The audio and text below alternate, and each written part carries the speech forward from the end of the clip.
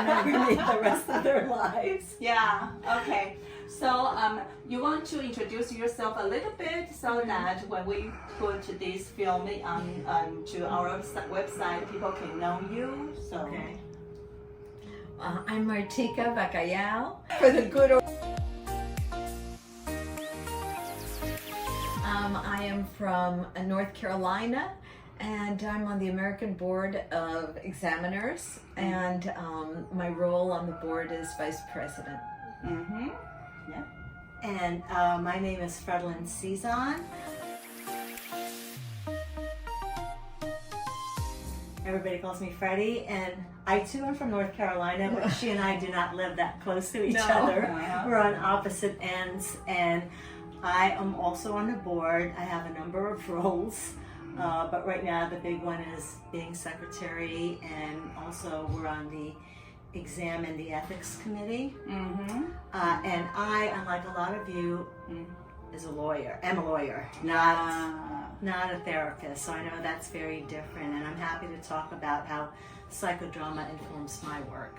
Yeah, and I think it's great that people know that people can know that psychodrama can be used in different areas, and besides the therapeutic that's arena, and so I yeah, and I'm also interested in how you describe to me about your certification process or things like that.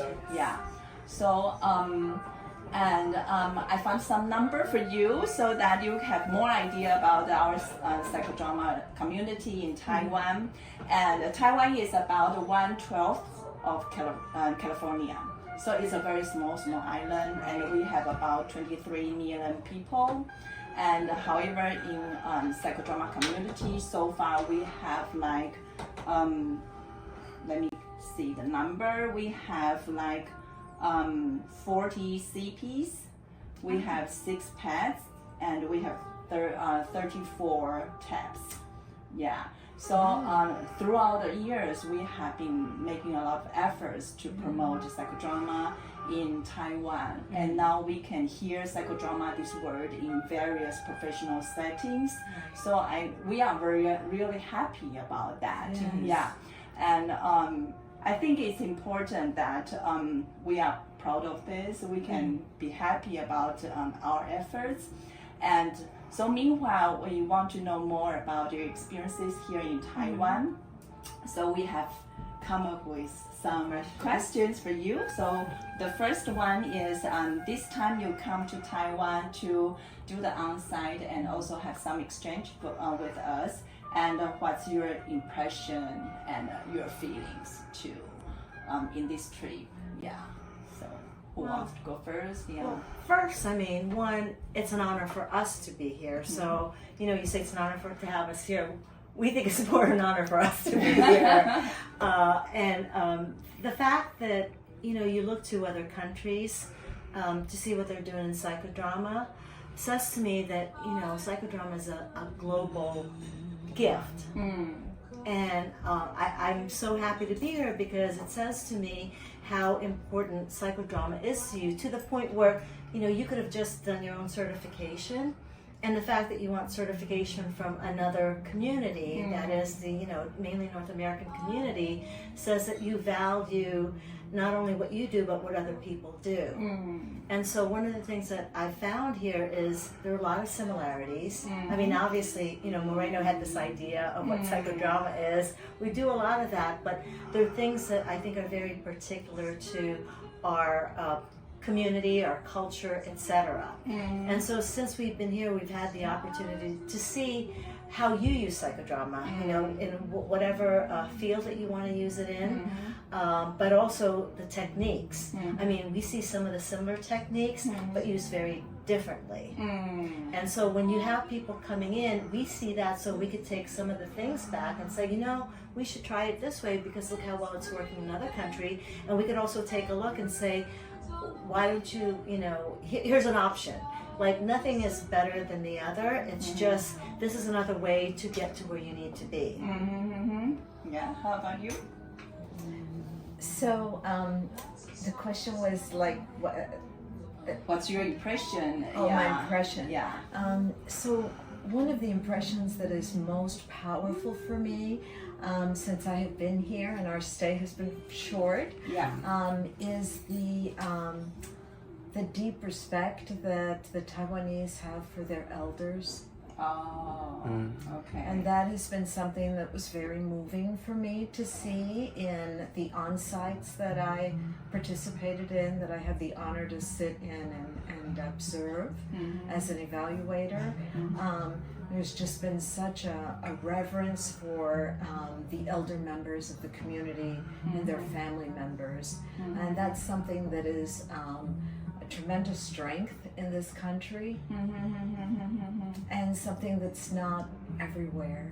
Okay, thank you for your observation, and it's I know that this time is your first time in Taiwan, and you only have very limited time here, so we hope that next time you can come back and to know us more.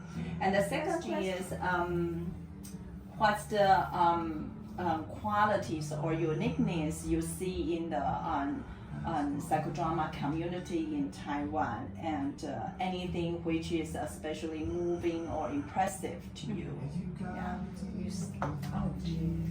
Unless you want me to. So, you can start. I can talk all day, right? Why don't you start and I will warm up to this. Yeah. Well, one of the things that I'm very impressed in is how much psychodrama is really part of your culture. You know, I mean, how accepting people are of it, and how excited people are. And so when you offer it, for example, when I talked to some of the people that were taking the on-sites and how they got people to come in here and become part of the group, when somebody says to me, you know, we just posted something, we got all these volunteers, and I'm thinking, oh my gosh, we would have to pay somebody to do that. You know, not a lot of money, you know, maybe a pizza or something. But it just, and people were so curious. And then there were people who had done a lot of it, people have done a little bit, but there's just that, I want to know what it's about. And the thing that I love is they were so open to doing it, because I've been in groups where there are people that have, you know, seen hours and hours of psychodrama and they will not step up to the protagonist role, which I think is one of the brave things, right? And here, there was no problem. It's, you know, you see people who, I mean, one of the funniest things, somebody said, you know, somebody asked, and there was a spectrogram, how long have you been here? How long, what's your experience with psychodrama? And they said 19 minutes. And, you know, I got out of my evaluator role because I thought that was great. I'm like, 19 minutes. Like somebody just said, I'm going to do this. So I think that's the big difference. And I think how often you use it, it's not one of these things that, well, it's a monthly thing, but it's a daily thing. And you use it in so many different fields. It's just, it's so impressive. You know, when you say, we're a small country, but psychodrama is very big in your small country. Thank you. So I would say that something that I've noticed is that the candidates for the CP and the TEPS, I mostly watch the TEPS, but they would let me know that they have been studying psychodrama for 18 years, 15 years. I mean, the shortest period of time that I heard was 13 years. And I thought to myself, oh my gosh. I say to them, you know this, you know this before you start your on-site. For 18 or 13 years that you've been studying it, you have this down now, you know. Let's just jump the hoop. And that is extraordinary because in the U.S., I don't know if anyone would really, I'm sure there'd be people that would be dedicated for 13 years, and that was one of the lower amounts of time. I also found that the candidates were very skillful. You know, they've patiently studied, they've been diligent, they have, you know, consistently continued their studies, and the techniques really has grown to a mastery level. I did did not see anyone that I thought needed more time. Yeah. And I do agree with you because many members in this community, they are passionate and they are eager to learn, you know. When they don't learn enough in a training, they get angry. So that's really what I see, that they are just so eager to learn psychodrama and how to use it in their work, in their daily life. Yes. Well, one of the things that I think is also impressive about this community is that how you are open to people from the outside coming in to train. I mean, you could just say, no, we only want to be trained by, you know, this particular group. And I think that's a loss for any community because, you know, everybody's got something that they can bring in. And so and that's how you grow your understanding of it. Yeah. And I think, you know, obviously Moreno thought that this is something that everybody can use. And so when he says everybody, I think it's a global matter. And nobody has exclusive access to it. I mean, it's not just this group of people or the best or this person. I think it just gets better and better. And the more you invite people, the more you get what you need from them that is very specific to your culture, and you use it, and then you create something. I mean, it's always that, you know, like that whole canon of creativity, and it's different. And so I think your Taiwan is very open to that. Yeah. And actually, this is very interesting because a lot of TAPs are trained by trainers from abroad, especially from the trainers in the States. And so in the early period of time, we learned a lot from these trainers, and later in the recent couple of years, people start to try to find our own psychodrama. So, and it's very different. You see that people integrate what they learned from trainers from abroad, and also start to consider, but we have our uniqueness in terms of, you know, our value system and how we interact with people, and it's very different from the people in other countries would interact with each other. So I think it's wonderful that we see more and more different colors in this approach, and that's really exciting. Also, I'm seeing the cultural context infused in the dramas. I've also seen a collective identity, a very strong collective identity, and a less emphasis on the individual identity. Which is a striking difference from the United States. Right. So that's a conflict sometimes we see in psychodrama is we encourage our protagonists to express their needs, but sometimes it causes a lot of conflict in their daily life and with their family. It's like, this is what I do for my family. This is who I am within my family, as opposed to this is who I am apart from my family. So things become very complicated, and people try to find a balance between our culture and the culture we learn and from the Western approach. So that's very, I think it's very rich. Especially this time we see some candidates use food. And you see it's something very big in our culture. The connection. People. So the third question is, can you say something to encourage the people who want to learn in psychology, in psychodrama community here? Give us some encouragement, and also you say you want to give us some advices or suggestions. I think that's great because we can keep learning from different ideas. Yes. Like I said, I thought that the candidates did a very good, very strong on-sites. We both saw that. So they have been well trained and well prepared for when they take that examination. A couple of things that I saw that was consistent, that when I met with them afterwards, I would say, this is just a suggestion, but it's not that you did anything wrong at all. But one thing is in the de-rolling, they would say consistent. I am not your mother. I am Martica. And I said the de-rolling is also for the audience. And the audience may still see if you have played a cruel mother, that audience, and you did it well, you have done it in role creating and role you have really developed it well.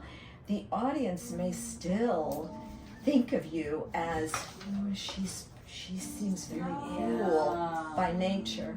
And so I suggested that a very simple thing that you can add if you want to your de-rolling is to say, I am different from you. Instead of I'm not your mother, I am different from your mother because I do not have any children, and I am a career woman. So to express the differences, To say a clear difference, because otherwise you may fall into the trap where every time a cruel mother has to be played, the same person in the group gets chosen, and then that person becomes role locked and doesn't know how to get out of this because they play the role so well. So I think that the de-rolling could use a little more attention for the sake of the audience. Yeah, not just an SOP. Okay, Yes. This is what you say, and And to prevent any member from becoming role locked. Okay.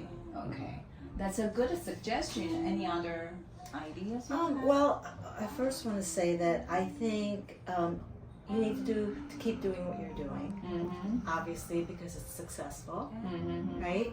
And also now it's also Taiwan starting to go out there and start everything, all the gifts that you have here. Now you need to go to the outside world and say, here's what we can share with you. Yeah. Okay, so we are waiting for that, and we would invite you warm up to that role of being the trainers for other people in other countries, including the United States. Yeah, I especially have that. I have the same feeling because I'm in a role of an interpreter here. So my job is to bridge two different cultures and to bridge the two different roles with different languages.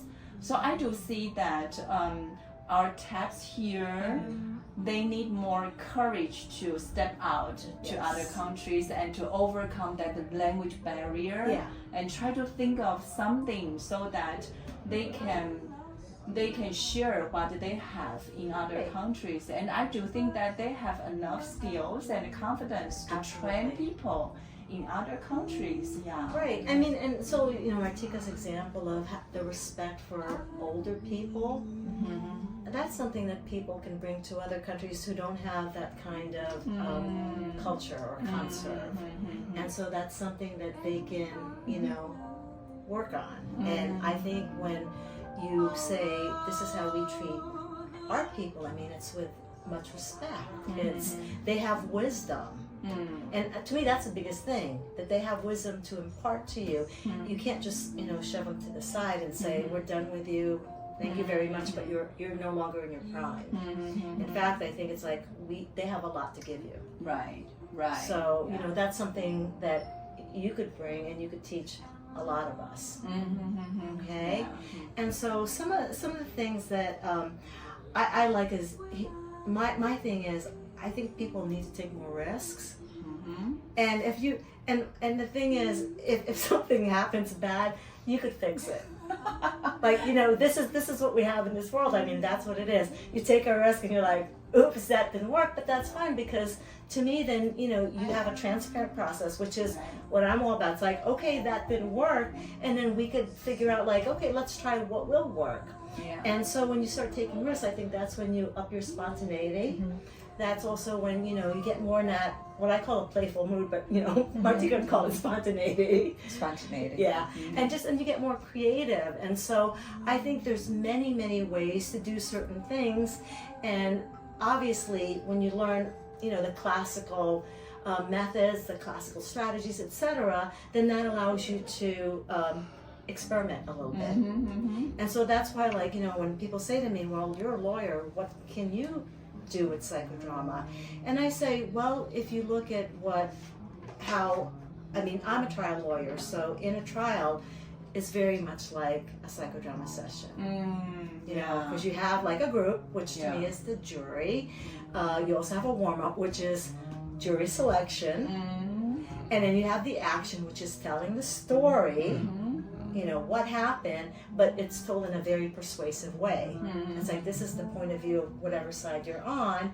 And then technically the sharing is when a jury comes in, and hopefully you've created the kind of story so that they understand it. So they're like, okay, the sharing is, I empathize a lot with whatever party there is, and that's who the verdict is going to go to. So somebody said, oh, that's right, that is a lot of it. Yeah. And then the other thing that I think, at least for lawyers, and I think it's also true in other profession, is that sometimes when you grow up, you lose a lot of that spontaneity, that creativity. And so one of the things that I think make better people is when you engage in what we call personal psychodrama.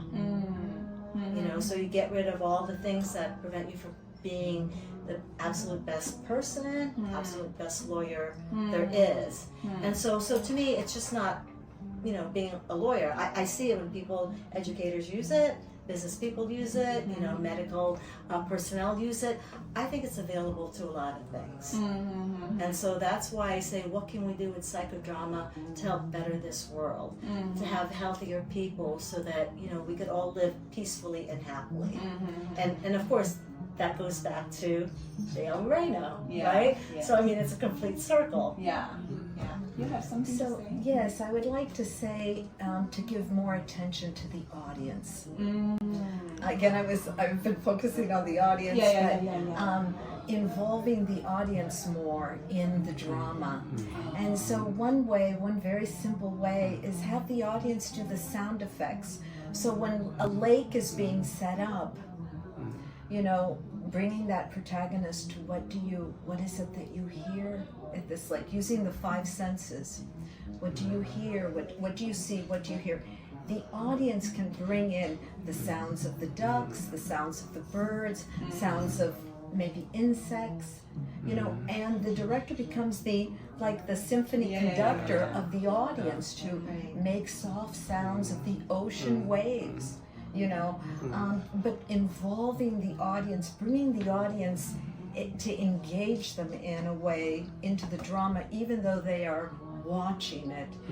The other thing is, and I'd like Freddie to talk about this because it was her idea, is using your term. Yes. Okay, so one of the things that I agree with Martica, because I do believe in the wisdom of the group, and it also allows for the director not to do all the work. So if you're stuck, I could see saying, you know what, I'm stuck, somebody help me.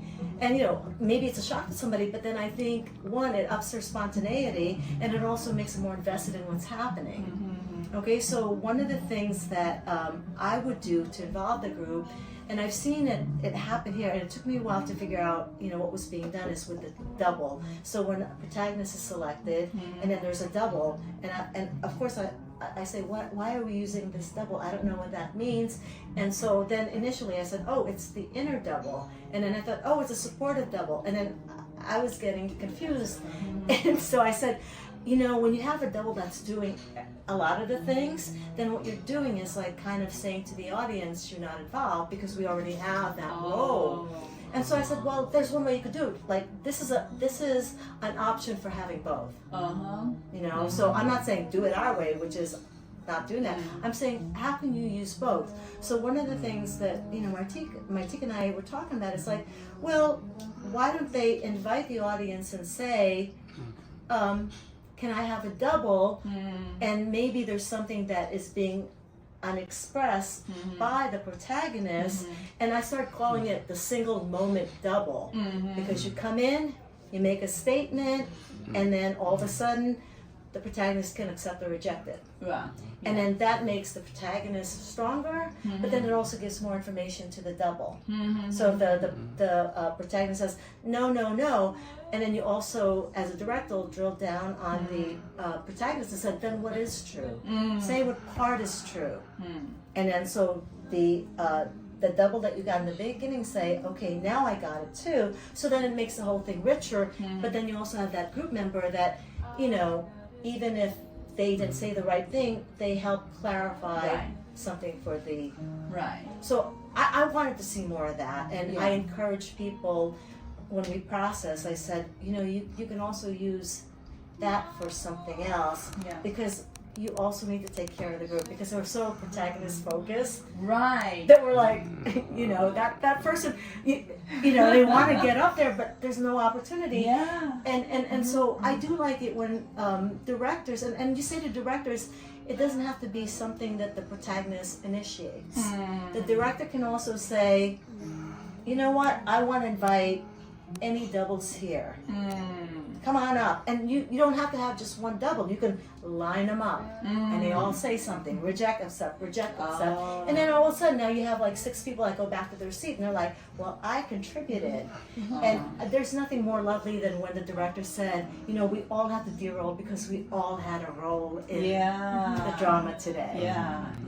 I mean, so psychodrama is a group modality, and in Taiwan, the Taiwanese are more of a collective value system. So this idea of knowing that the work is for the entire group, not just for the single individual, and as far as like having people line up. So if the protagonist says, I'm feeling panicky, then let's have sounds of panic.